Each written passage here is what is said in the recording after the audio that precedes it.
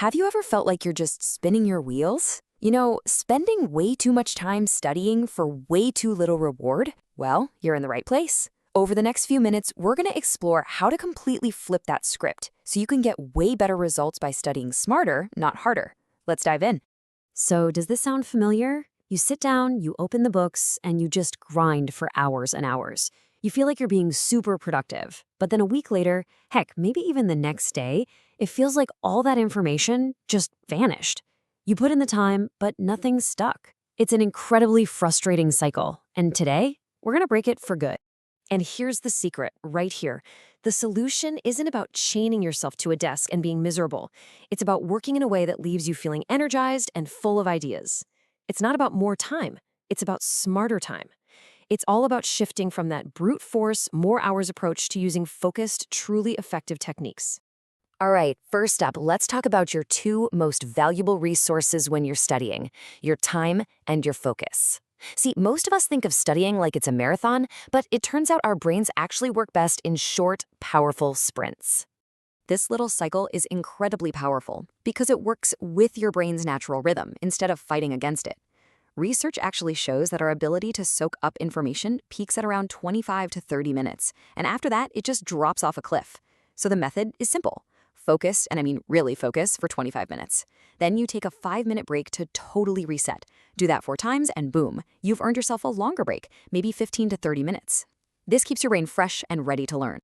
But here's a word of warning about those breaks. They have to be for genuine mental recovery.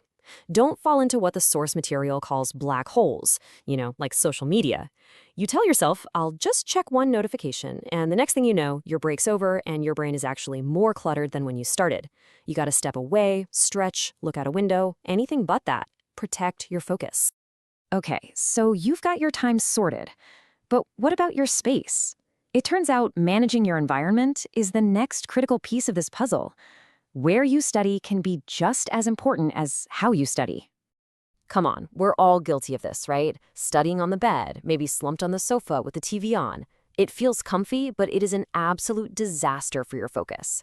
Your brain creates really strong connections with places. Your bed is for sleeping, the sofa is for relaxing, and when you try to study there, you're fighting this constant subconscious battle against what that place is supposed to be for. And that is why having a dedicated space is such a game changer. By creating a little study sanctuary, and look, it can just be a small desk in a corner that's only for work. You create this powerful psychological trigger. It's like flipping a switch. When you sit there, your brain just knows, okay, it's time to focus. You stop wasting all that mental energy fighting the urge to nap or grab a snack. And over time, it becomes an automatic habit, making it almost effortless to get in the zone. All right, so we've optimized our time and our space. Now for the really important part. How do we actually get information into our brains in a way that it stays there? Well, the key is to stop just memorizing and to start truly understanding. Think of it like this. Facts are just raw, disconnected bits of data. You can cram them into your short-term memory for a test, sure, but they fade away so quickly. Concepts, though. Concepts are about understanding the relationships between those facts. They're about seeing the bigger picture, the story they tell. And when you finally grasp the concept, all those little facts just stick around because they're part of something meaningful. Let me show you a perfect example. Just look at these letters on the screen. I want you to try and memorize them right now, in that order. Go on. Y, D, N, O, M. It's hard, isn't it? Your brain is struggling to hold on to this random string of characters. It just feels like pointless work. But what if I just rearrange them like this?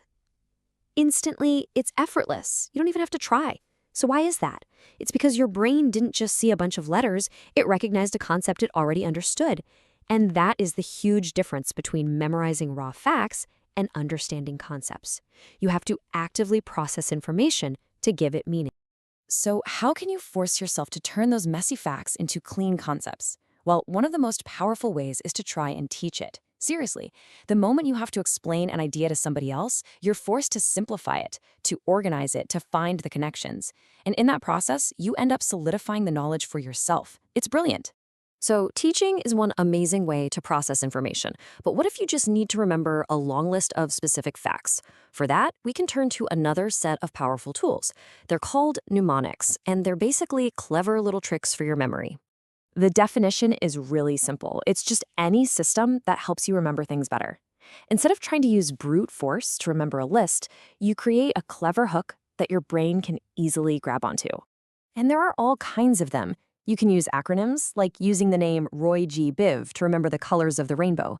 Or you could use acrostics, like that old phrase, "My very educated mother just served us noodles for the planets." The source material even tells this great story about a student who remembered a tough chemistry formula just because it matched the rhythm of a song playing at a wedding next door. The point is to get creative and connect new, boring information to something that's actually memorable. And now for our final and maybe the most overlooked part of studying smart. This is the foundation that all of these other techniques are built on. I'm talking about sleep. You know, all that focused work, all the concept mapping and mnemonics, it's all useless if you don't give your brain the time it needs to process everything. Sleep isn't just passive downtime. It's when your brain gets to work, consolidating everything you learned that day, moving information from that fragile, short-term storage into your robust, long-term memory. Skimping on sleep is literally like writing a brilliant essay and then deleting the file before you ever hit save. You gotta aim for 7 to 8 hours. It is non-negotiable.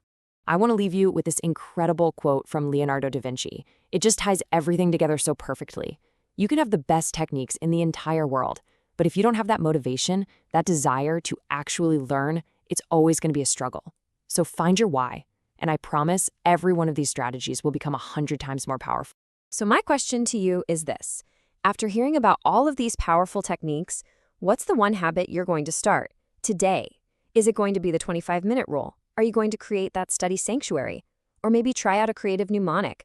Just pick one. Start now and begin your journey to studying way, way smarter.